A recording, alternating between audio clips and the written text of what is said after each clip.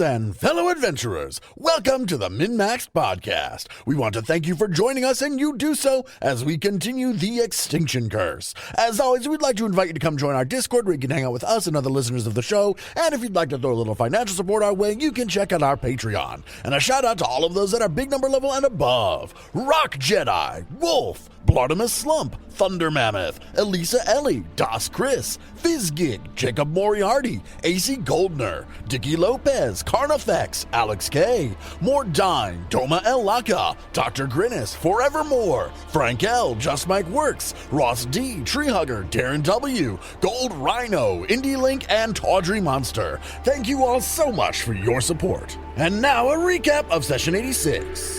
After a day spent preparing the town defenses for an attack, we head to the local tavern where something of a party is going on, mostly to relieve the tension of the impending doom. That night we all have a dream/nightmare, which seem to show us dying in specific ways. The next day we do more defense prep. More Zolgaths on dinosaurs are setting up a perimeter around the town. Trevor once again takes us to Estessa, who wants us to go save the Banyan Boys because of course. We enter some secret sea caves below the town. Once in the caves, we encounter some fatty oozes. They're super gross and their combat is annoying. From there, we sit down to spend some time healing up and looking through the items in this room.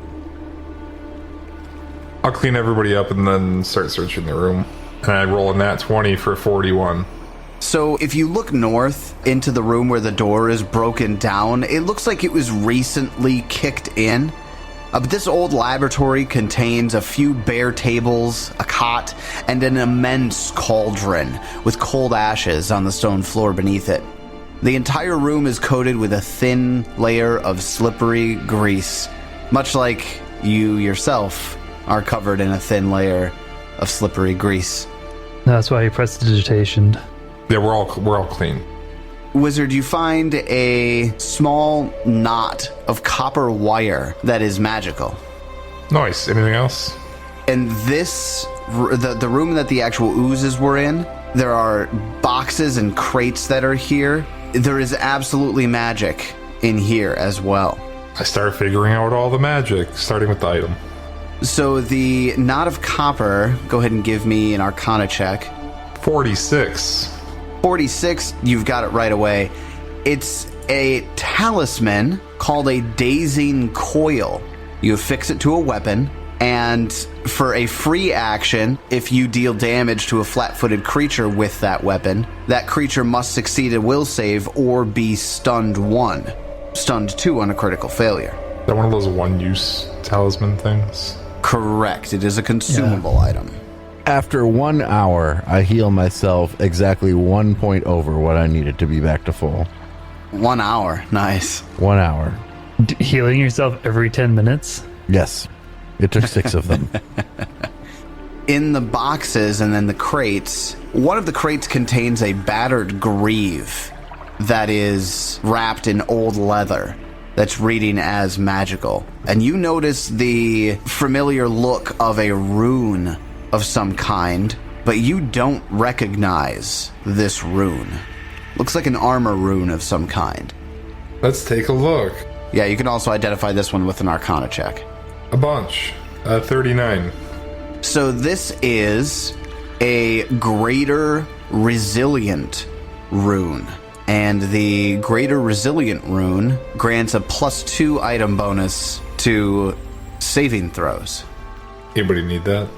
I wouldn't mind throwing it on my breastplate of command, which only currently has a +1.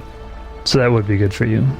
In addition to the 2 magical items, you find a crate filled with silver vials. There are 30 vials here total, and somebody can give me a lore mercantile check on that.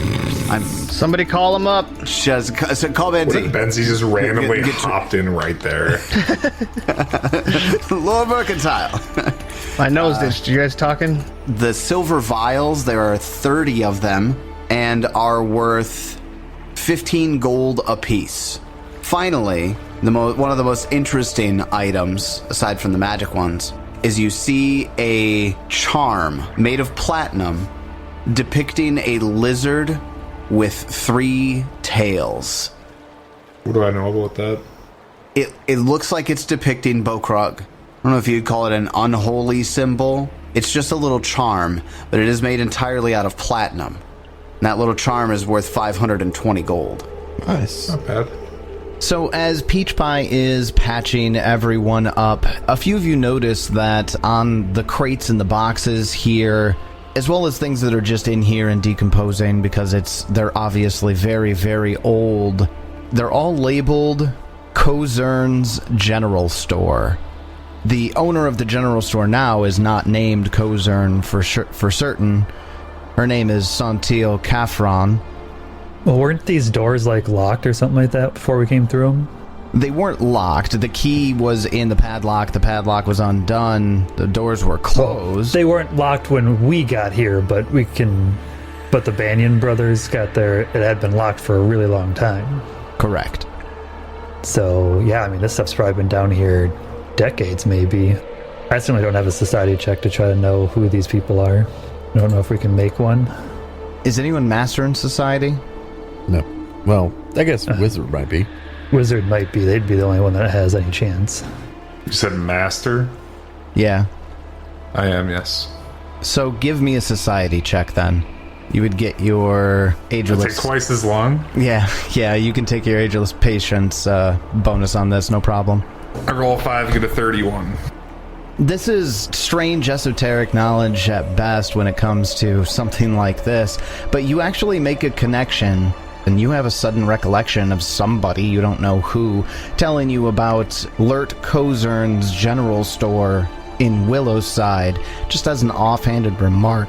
Now, the reason that comes to mind is because Lurt rings a bell. Lurt Kozern. You recall seeing in one of the pads of paper in the town hall when you were looking through records, one of the ones that had all the pages ripped out of them, one of them said something about Lurt. I do remember there being something about Lurt. I do too. Wasn't he acting suspicious or something too? You read that somewhere? I don't remember exactly what it said about Lurt. That bit that you saw, it said Lurt is up to something, or something of that nature. But that was the last thing that was written in that particular notepad before sheafs of paper were ripped out of it. Didn't the store get robbed or something? Can we rob the store? That is always technically an option. Pretty sure we just did rob the old store that's no longer there. I file this information away in potential plot relevant Things. and move on. I'm going to start heading down these stairs. As Peach Pie makes their way down the stairs, they go pretty deep, and you can plainly hear the lapping of moving water on rocks below. And you don't feel as though you've traveled very far down, but you have this eminent feeling of crushing. You have this... The world is just over this ceiling, and it's pushing down, and your hearing randomly deadens as though you're underwater. It's sort of crushing down here. Peach Pie, you're not claustrophobic, but you feel as though these might be some things that claustrophobic people would feel in a small, dark, cramped space. As if Peach Pie doesn't live under crushing despair at all times. Do you continue forward? Of course he does. He's home. I mean, we all do, I'd assume. I mean, Moonlight does. Yes. And Peach Pie, as you travel even farther into the caves, that sound of water does get louder. That crushing sensation becomes more prevalent. At the bottom of the staircase, they curve off to the right, and you see this rough-cut stone staircase leads to a hall that's flooded with several inches of water. You continue to step down, and you splash into that water. The smell of seawater is strong here, as is a clammy, ominous pressure that feels like being deep underwater. This hallway has been worked so that its walls are fairly even, and passages lead out to the west and a bit further north and to the east. The closest passage to you is off to the left. Everybody remember that we have reflection of water, which means we can breathe underwater, we have a 10-foot swim speed, and we can cast control water once per day. That's good to remember. I continue on. I look into this opening on the left. Ooh, that big pile of bones to the left looks exciting. Yes, I see the room to the left, to the west. I start to step towards into it. This wide opening leads to a cavern where a foot of water covers the floor. The cave features several elaborate mounds of stone that look too uniform to be natural, yet bear no marks of chisels or carving. The northwest end of this cavern contains the obvious source of the seawater in the caves, a partially flooded tunnel that leads toward the sea. A gory pile of flesh and bones that reeks of decaying fish is piled near the tunnel opening. Weird. Yeah, that doesn't look ominous at all, guys. Yeah, that looks incredibly ominous. There couldn't have been anything that ate those things at all in this room. You think that's the Banyan boys? I see 3 human skulls. I'll bet that's the Banyan boys. Oh god, that would be so terrible. Well, our job here is done. Yep. They died. Yep, turn around. Have a good day, everyone. I step into the water that's going all ooh, like it's actually How water. deep does that water look? That's what I'm wondering. The water is probably around 2 feet deep. You would consider this difficult terrain at this place, or at this point, as you take a few steps into the water. Would it, even though we have a swim speed? Except we have a swim speed. I mean, you're not swimming, unless you get... Moonlight's 2'4". Oh, okay. They're swimming. Moonlight would be swimming. I'll give you that. Moonlight would be swimming, but for everybody else... Although your swim speed is only 10 feet. Yeah, if Moonlight were striding, it would probably be greater difficult terrain. So yeah, swimming's your best bet for Moonlight, assuming you get in here. Everybody who steps into the room notices that of the 5 mounds, there are 5 of them. They're arranged almost like pips on a dice if you're looking at them top down. They're almost too perfect. 1 in the middle, and then 4 in each corner of this cavern. Peach Pie, you see this crack in one of the mounds open and make this sound. And you look over as the crack opens up, and in through the crack you see rows and rows of alien, sharp-looking teeth. And then the mound goes still once more. I think these are creatures. Shall we avoid them or fight them, do you think? Wizard, can you tell what these are from the information we have? Yeah, I'll give it a shot. Recall knowledge, it would be occultism. Really? I was gonna guess Yeah. nature. Okay. It takes twice as long as normal.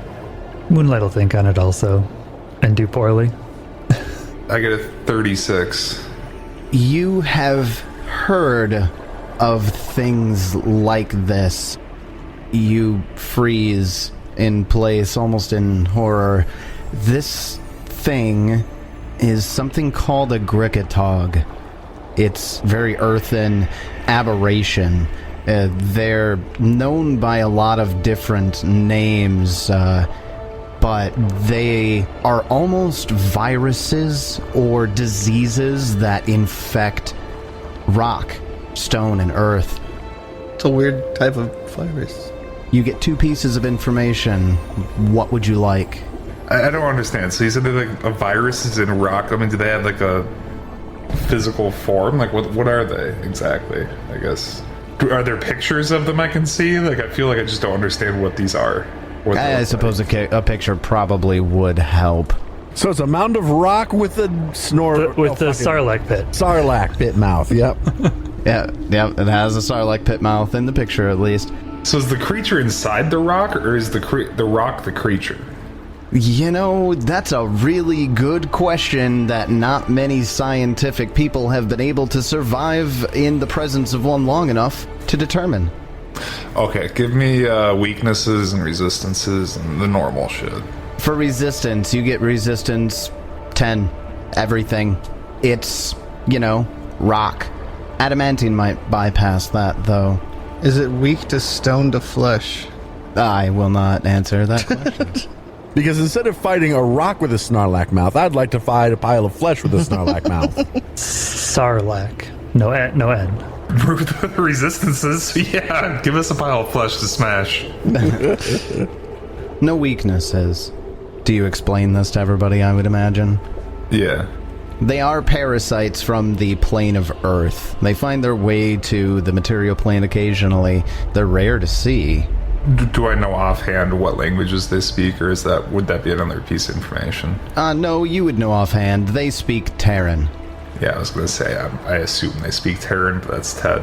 So is it just one, or they are all like this? Do all 5 mounds look like this, or just one of the mounds looks like this thing? One of the mounds looks like this. Okay. One particular mound in the northeastern corner, quote, gave itself away by opening up its maw just a little bit.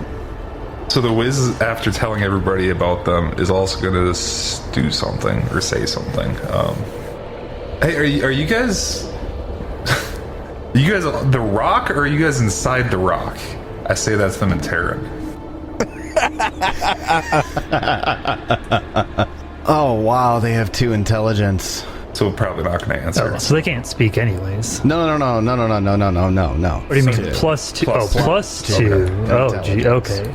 They're smarter than me. Let's have a conversation. Why? They're not smarter than me. was just Let's have a conversation. They're smarter than parts of this party, though. They are smarter than most of this party, though. So,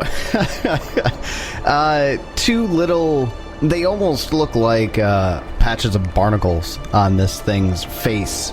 They light up, flickery, almost like the eyelids of somebody waking up. And then they shine more steady. And in Terran, which just sounds like gravel falling over pieces of itself, it responds to you. I am both. But like, how can you move to a different rock, or like, are you like those crabs that move from like shell to shell? It almost lifts up a little bit and turns itself and then sets back down. You see, it's almost like the mound. It is the mound, and it's actually sitting on something that is not as high up out of the water as it looks like for all of the others, and it turns to face the wizard, and it says, I infect the stone around me. Okay. What are you guys doing here? You guys? Is it just you, or the other mounds more like you? It's just me here. I just blend in very well with the rest of these mounds. You see, I wait for creatures of the ocean to follow the scent of blood at the end of the tunnel before devouring them. I crave flesh constantly. Speaking of that mound, are those like fresh banyan boys? Or are those like... I don't know what a banyan boy is. I don't remember how to describe the banyan boys. Are they fish?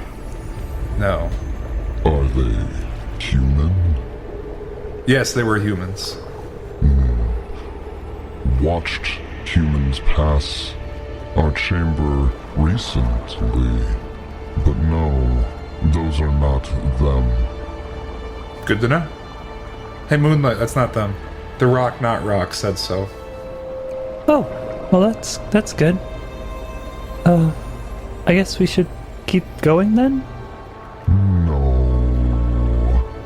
and as Moonlight like turns to leave, doesn't understand Moonlight, but it understands body language. No, you are not allowed to leave. Moonlight doesn't have flesh. I mean, trees do actually have flesh. It's just a different kind of flesh. I suppose. That's true. That's a fair point. You must stay.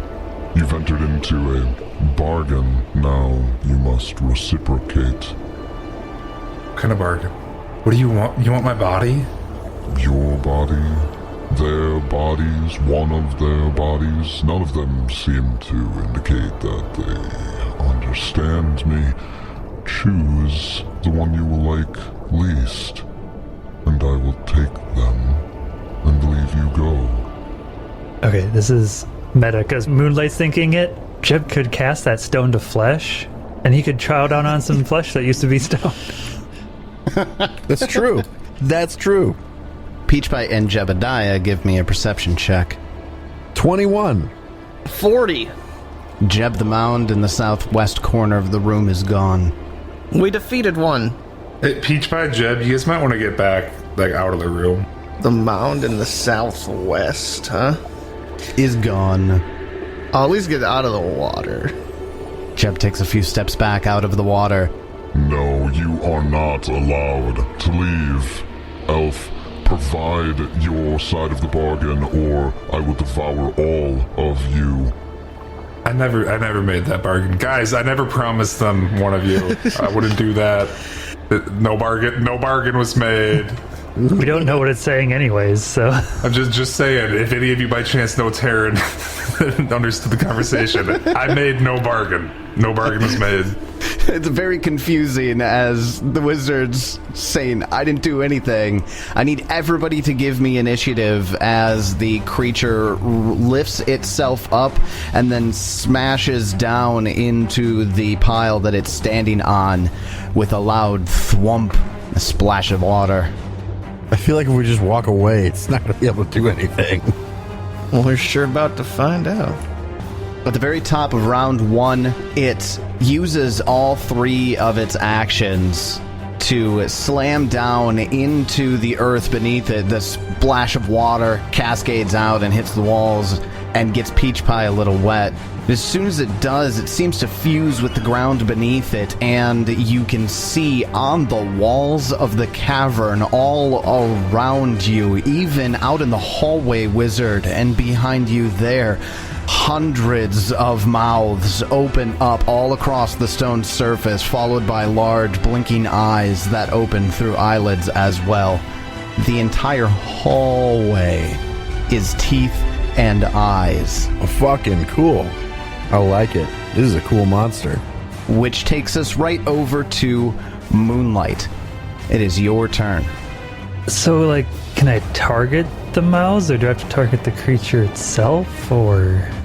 Great question. You're not sure the answer to that. Well then, it has eyes nearby. I guess I attempt to intimidating glare at them. I absolutely love it. Okay, yeah, go ahead. 38. It's a success. Can it be intimidated one? Or not intimidated, but frightened one? Yeah, the eyes on your side of the wall actually wince away from you. The mouths grimace and growl. Okay, and then... looks like, I mean, at least in Fantasy Grounds, I can see this thing from where I'm at. So I'd like to cast Phantasmal Killer on it. Okay, at the core, not at the walls? At the core, yeah. At the core, okay. It gets a 35 versus your Phantasmal Killer. That is a success, so it'll only take 4d6 mental. So that's 18 damage. The stone core quivers in front of you and some little pebbles shake off of it. And that's my turn. Wizard, it's your turn. The wizard will... I have a good line of sight on it, right? From where you are, yeah. It is a huge creature. If I fire a ranged attack, am I going to have cover and shit that I have to deal with? Lesser cover. Lesser cover. Because of Peach Pie. Or if I fire disintegrated it. 37 to hit. A 37 will hit. Okay, fortitude save. It gets a 41. Damn. Fuck, that was close to critical success. That is a high fortitude save, which... It's a rock, that makes sense. Would 42 have been a critical success? It would have, actually, so the frightened prevented the critical success. Whoa. Moonlight staring at a wall angrily. Pays off. I roll 56 on my 12d10, but because it succeeded on the fortitude save, it's only going to take 27 damage. 28 damage. Third action, I am going to... So the teeth and the eyes, are they like on all of the walls around me? Or like if I start moving to the north, are they up there still? If you look to your north, you see them infesting the walls all the way to the end of the tunnel down in this cave. Even off to the room that veers to the right. This infestation aura that it has is massive. Third action, I step further away from the wall I'm right next to, so I'm not within 5 feet of any walls. Well then after the wizard, we get over to Peach Pie. It's your turn. Well, alright, I guess. Here goes nothing. I'll rage, and I'll move up, and I'll hit it. Aw. I get a 30 to hit. A 30 does not hit. That's the end of my turn. Then, after Peach Pie, that mound from the southwest side of the room pops up out of the water behind Peach Pie and winds itself up to implant its core into the ground as well, like the previous one. Uses all of its actions to do that, but there are 2 of them now, one on either side of Peach Pie. That takes us over to Jebediah. It's your turn. So when we heard weaknesses, we just heard adamantite. It's resistant to all damage except for from an adamantine source. Would we say this is a human-sized stone object? It is huge in size. Human-sized. No, it's huge. Not human-sized? Not human-sized. Much bigger than a human. Well, what a bummer. Is this stone to flesh that you're looking at? Yes, sir. I'll tell you what. It's not going to have the effect that the spell effect says that it's going to have, but it won't do nothing. Well, I'm going to take the scroll out, and then I'm going to activate my fast healing. And question, is Turtle with you? No, I don't want to. Oh, you don't? You don't want her to be down here with all the shit? She's playing with the fat. With the halo. Up at the top of the stairs. She's never been one to dungeon dive, so That's true. I think she's very likely has not come with us when I go underground, so. Alright.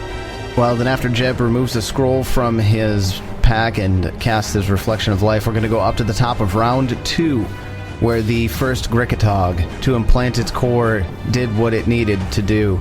Its jaws that are on the core right next to where Peach Pie is, it actually reaches out to bite at Peach Pie and gets a 36 to hit. That'll hit. Alright, Peach Pie, you are going to take 34 points of piercing damage. Upon striking a creature with its jaws, the Grickatog can extend its barbed teeth, immobilizing the creature unless it succeeds a reflex save. I get a 27. That is a failure. It actually reaches out, grabs Peach Pie, and immobilizes him. And Peach Pie, this creature is now chomping on you, and it's feeding on your flesh. You now have 3d8 persistent bleed damage, and the Grickatog feeds upon you. Lovely. That's its first action. It uses its second action to attack Moonlight from the walls, and gets a 41 to hit. Yeah, that's a critical hit. The Moonlight, you are going to take 60 points of piercing damage. That hurt. And just like with Peach Pie, you are also going to get grabbed with the maw that bit you from the wall. You need a reflex save. I get a 27. Alright, then it also pins Moonlight to the wall. Moonlight is also immobilized and taking 3d8 persistent bleed damage while they're immobilized. And then for its third action, it's going to do the same thing, but this time against Jebediah. It gets a 22 to hit Jebediah. That's a miss. That's a miss. Well, that's all 3 of its actions. That takes us over to Moonlight. You're immobilized. So immobilized. It's a DC 5 to cast any spells, right?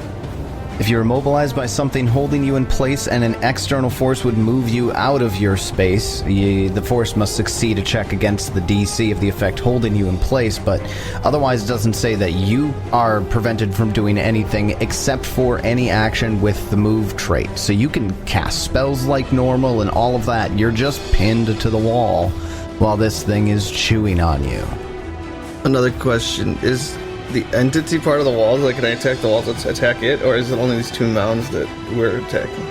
Nobody has tried to attack the walls yet, so there's no answer to that currently. Are there mouths and eyes, like, under the water on that ground, too? Oh, like, or is it just the walls? So there's mouths underneath our feet also? Every surface, yep. Moonlight, if you look down, you see mouths and eyes beneath you as well. But even moving would not really help me.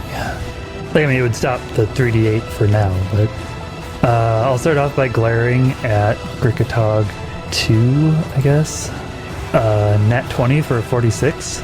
Ooh, critical success on the intimidation or the demoralize there. I don't know how it flees, but it flees for a round. Okay.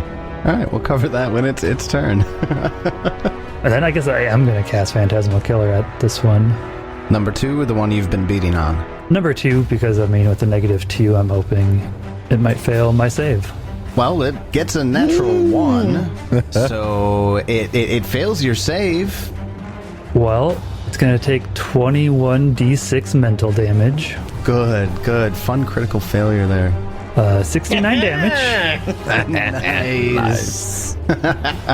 We're adults. I guess if it wasn't already fleeing for 1 round, it would be fleeing for 1 round again. I mean, this is a little meta, but is it higher level than we are? Yeah. Okay, then it's going to save on the Fortitude save. Because it critically failed, it had the chance to die, but it's got the incapacitation effect, so Oh, so it can't just die. it can't just die. It got it. But it actually makes it frightened 4 Damn. with the critical failure. Well, that guy's not looking too hot. In the middle of its about to implant its core, it stops. Moonlight, you're going to take some bleed damage as you did all of that while being eaten. You take 23 points of bleed damage. Oh, Moonlight's not looking good, guys. But you succeeded? I got a 16 on this check, though. Okay. You are still immobilized, but no longer bleeding. However, I will rule that if it succeeds at a bite against you once more, you'll make the reflex save as before, and if you fail, then you take the persistent damage again. Yeah, I mean, that makes sense to me. That's going to take us over to the wizard. It's your turn. Yeah, I don't like this fight so far. With the eyes everywhere. I mean, with my knowledge check, I don't know what kind of senses these guys have. Do I? Like, is it purely off vision? Do they have other senses that... The creatures themselves have dark vision. This thing called manifold vision, which basically is look at all of the eyes everywhere. It can see through all of them. And it also has an imprecise tremor sense of about 30 feet. From where? When the core is not implanted, it's 30 feet of its immediate vicinity. When the core is implanted, it's the entire aura. Jesus. And what does imprecise give it? It has to make a seek check to find something that's invisible, right? You are hidden, so it knows where you are, but there's a Yes. 50% mischance. Oh, okay.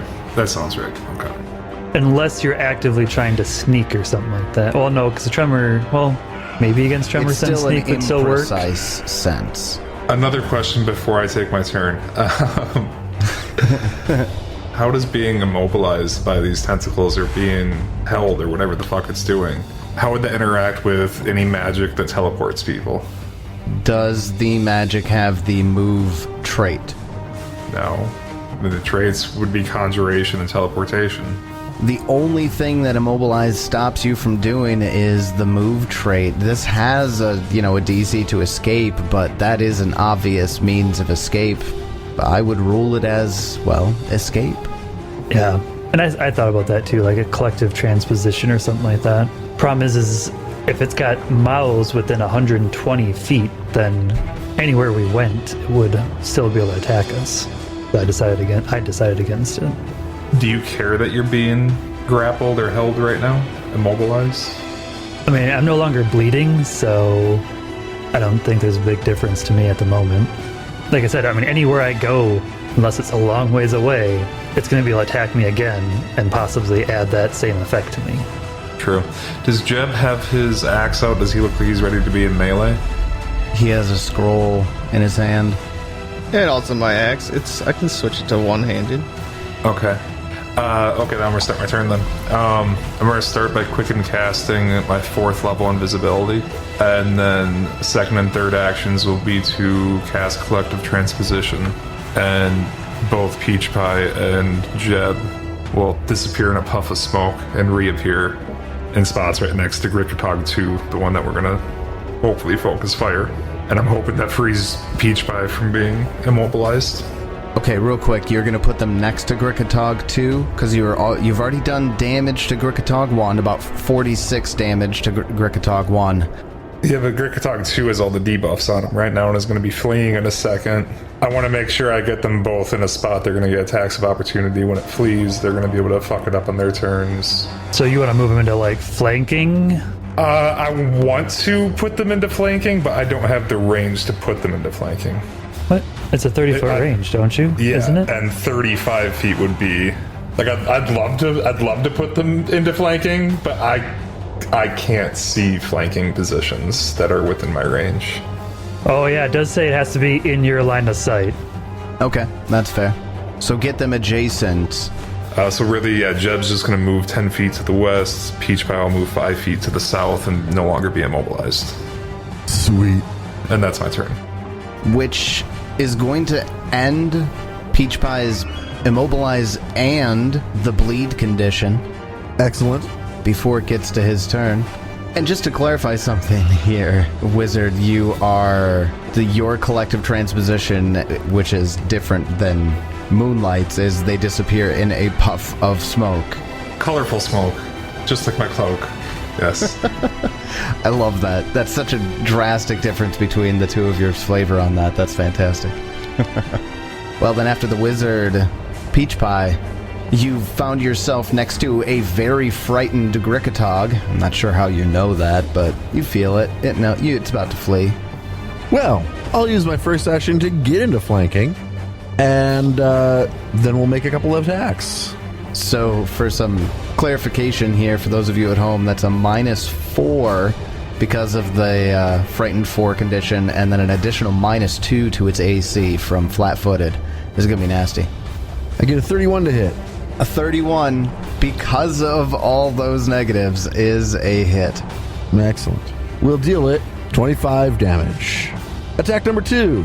That one's going to be another hit. That 38. A 38 is also a hit. 31 damage. That's my turn. All right, then after Peach Pie lays into this one, it is now its turn, and it's fleeing for at least one round, and it burrows into the earth straight below it. It just disappears, just glides right into the earth. That's still moving out of a threatened area, though, right? It technically is. Attack of opportunity if you got him. I have a scroll. Do you think I could still dual wield my weapon? I mean, two-handed? Absolutely not. Okay, no. Absolutely not? No. You'd have to use it one-handed. Is your weapon able to... I know, but I'm just saying, it's just a scroll. I can still grip things, like wrap the scroll around it and still two hands. It's an action to grip your weapon. Okay, yeah. So you could attack with it one-handed if that's possible. Yeah, I'm just gonna do, 3d8. I can still do that. Cool. Should be also flanking. Oh, yeah, so... It's still not going to be enough. 30 doesn't hit it. 31 is its AC with all the minuses. Peach Pie will take his swing and miss. Well, it uses its first action to dive, and you don't see where it goes from there. Jebediah, it's your turn. And is there a bunch of, mouths under me, right? Or next to me still? Oh yeah, there's mouths on every surface. Yeah, those are coming from the Grickatog 1 at the moment, I believe. I attempt to swing. Target it? Do you want me to roll against it, or nothing happens? If you use an action to swing at the mouths on the floor and or wall, you'll just clank off the wall. Doesn't actually do any damage. Okay. Then I will cast a heal spell on Moonlight. Level 6 for 68. Damn.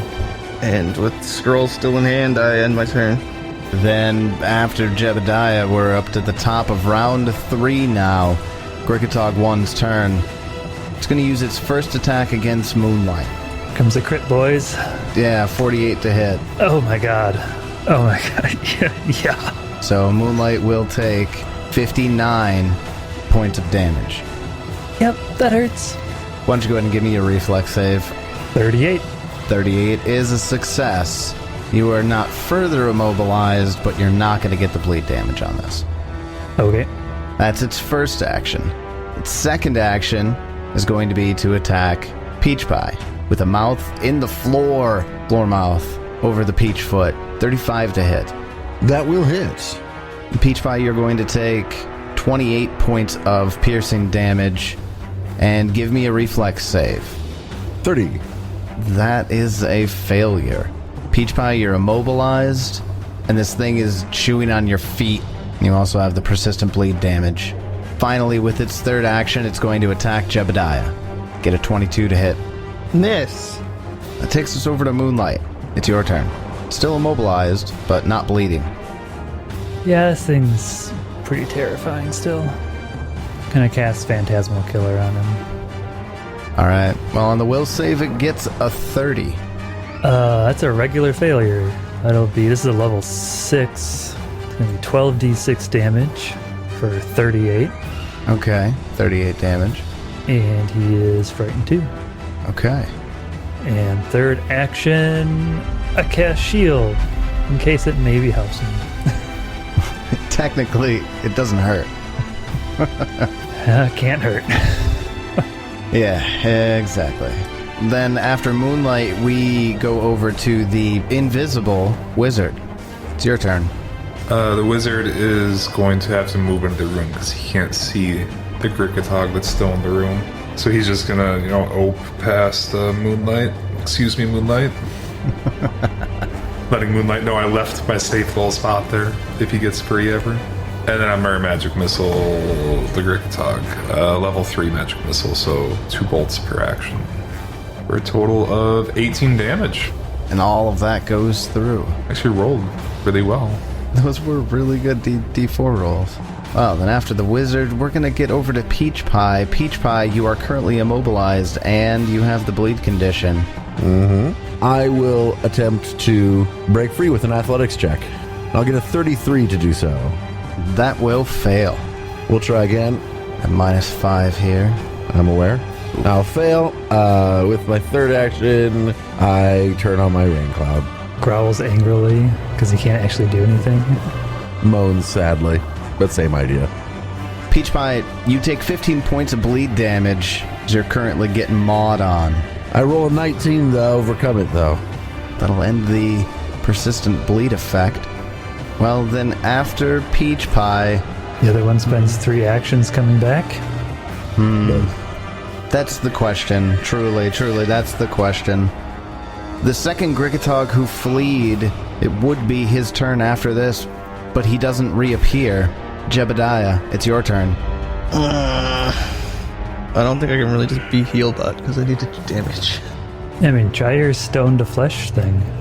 I attempt to cast Stone to Flesh on Grickatog 1, but there is no save, so I don't know.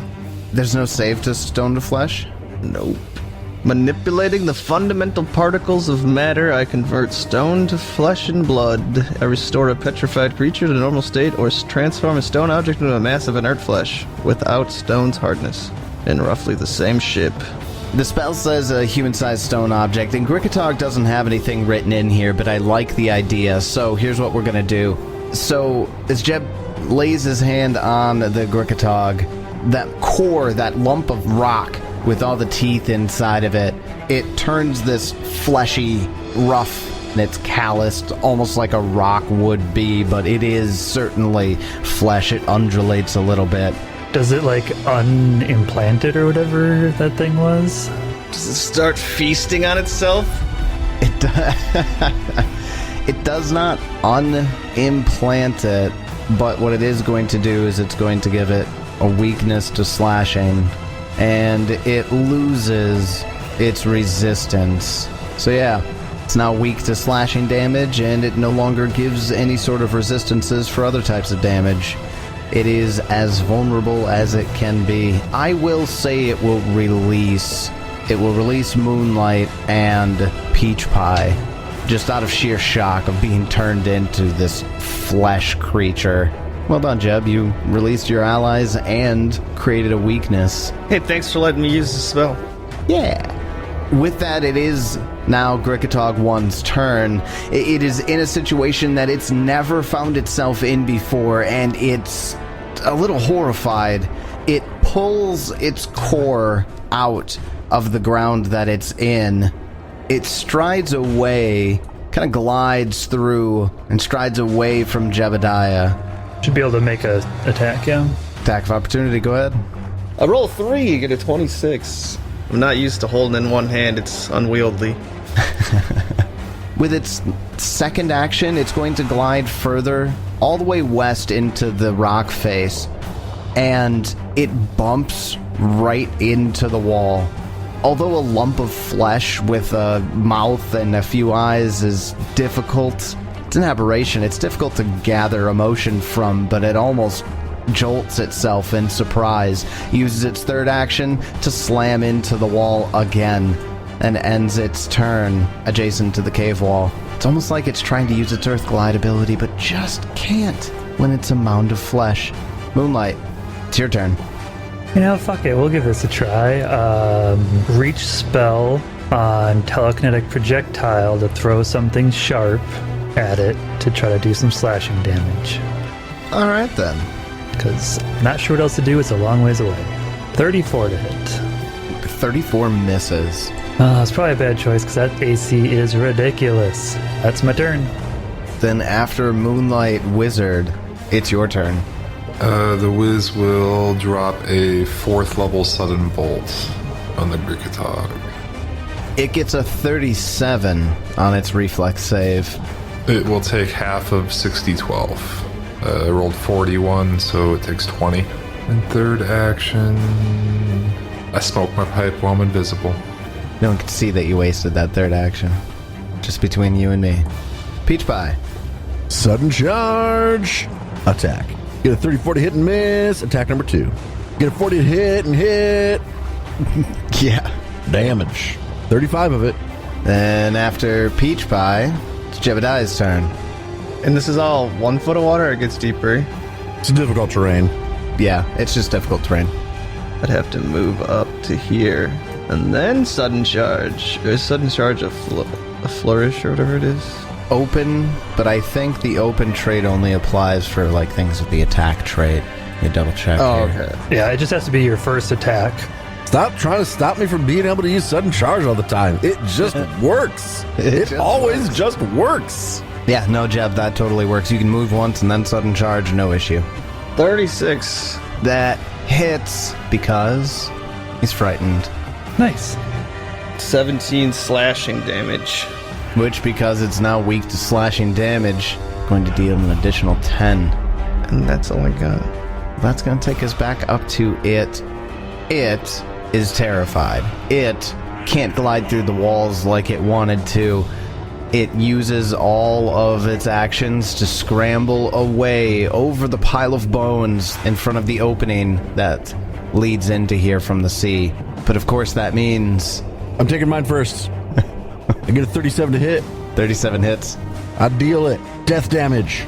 Aw. Jesus. I want to dual wield. I mean, 2-hand again. It's 3d8's depressing.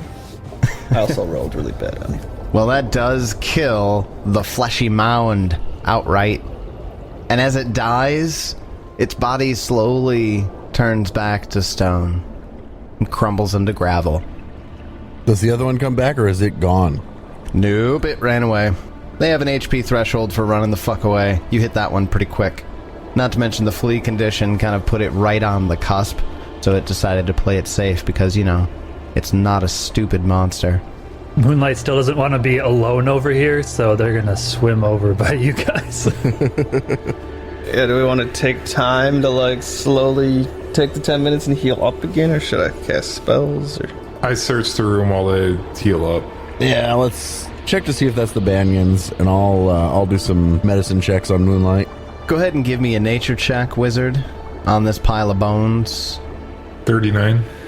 This pile here looks like the piles of bones of sea creatures that the Grickatogs in the cave have eaten, and they leave the refuse in a neat pile by the tunnel to draw in additional scavengers.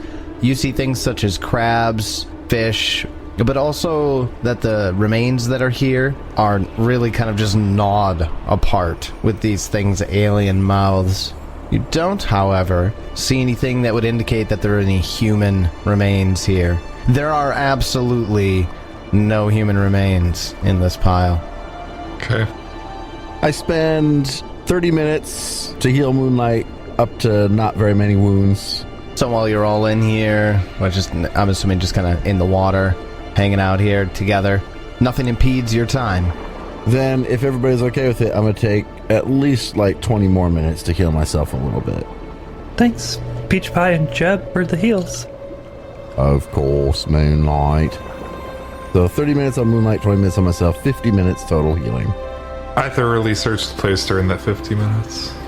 You don't really find anything of interest at all. I mean, the Grickatog's body is interesting, but at the end of the day, it just now seems to be a pile of rocks and teeth.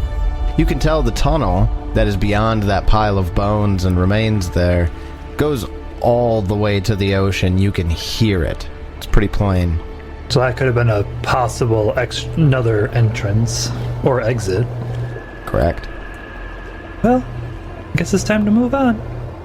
And just want to say, battle medicine is the greatest thing any D20 system, any TTRPG has ever made.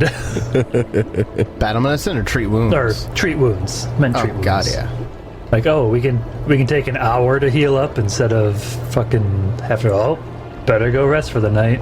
Or buy 20 fucking low-level cure wands. Yeah, wands to cure wounds. Depending on when you played, go rest in town for an entire fucking week. Yeah.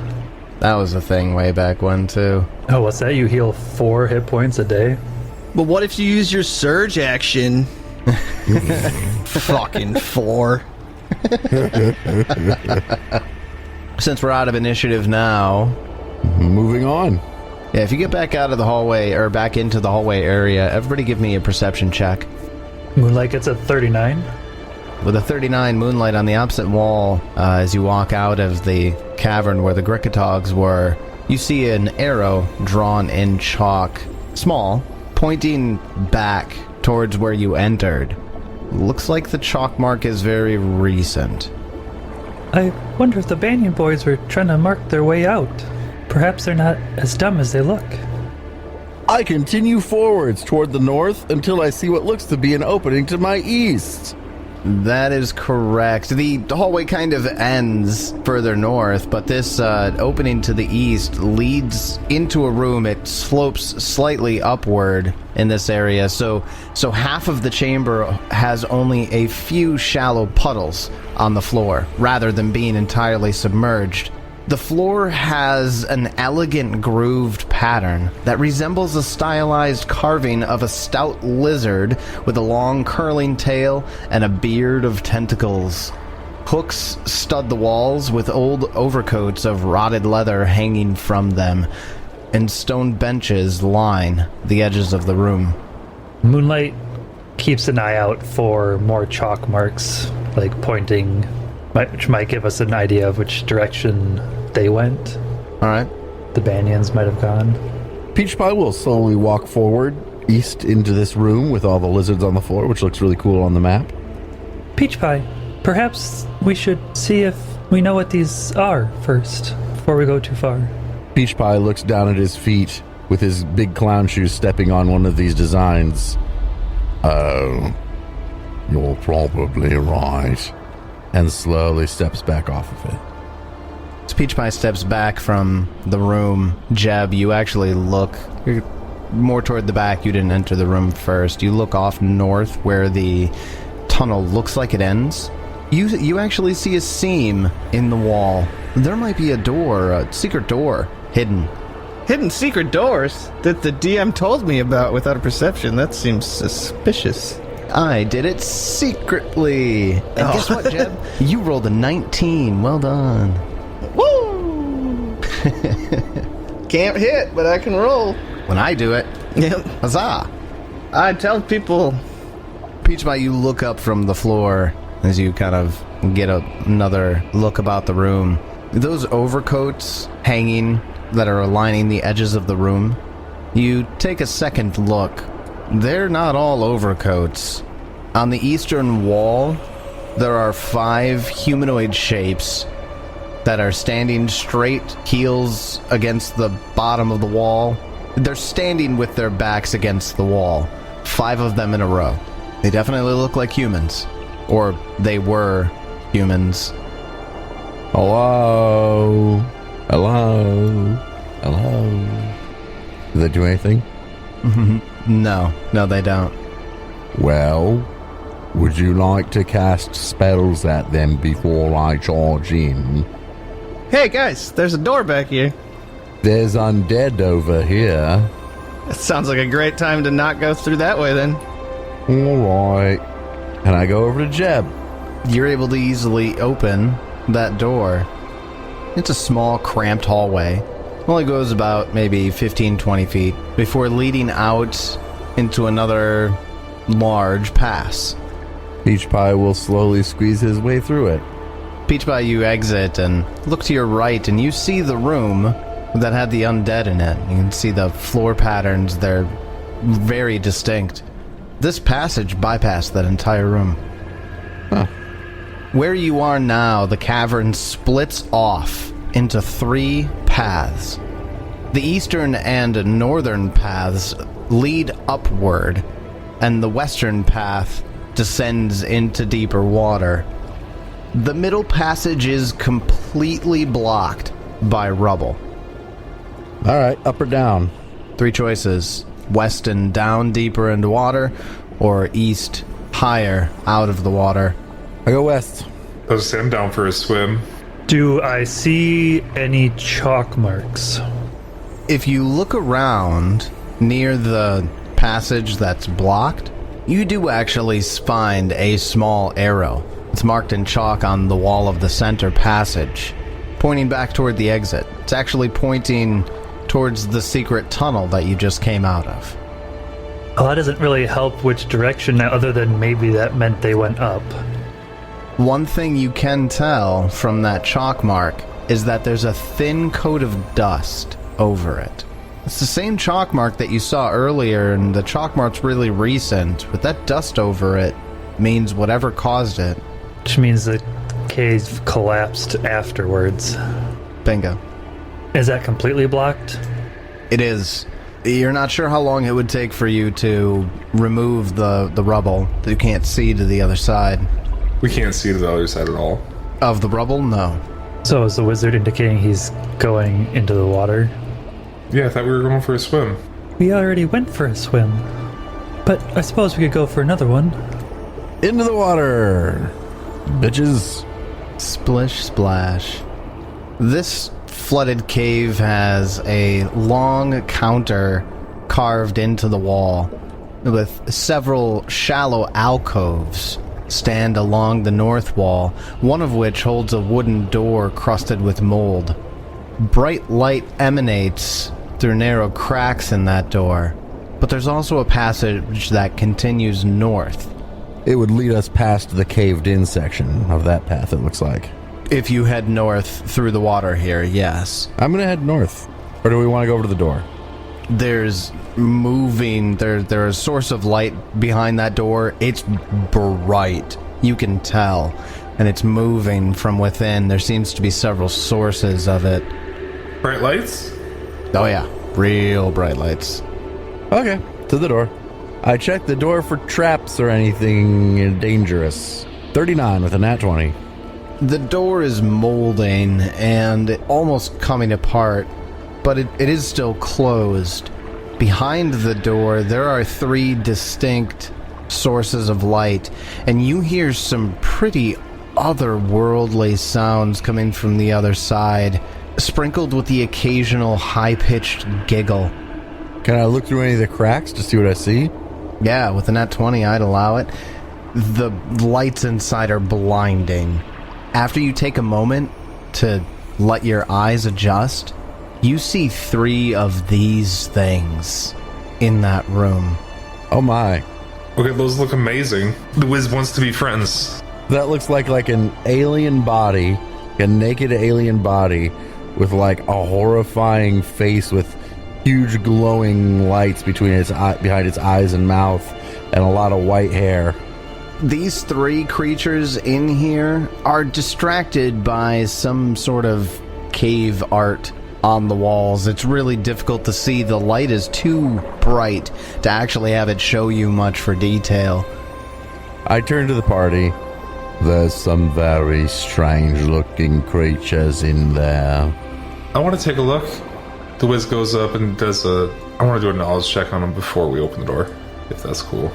Go ahead and give me a perception check first. No, I don't see shit. Peachbot, you're gonna have to open the door. I can't see him.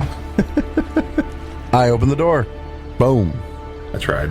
And as soon as Peach Pie opens the door, all three of the creatures turn to face the party, and the light is searing. But I need everybody to give me initiative.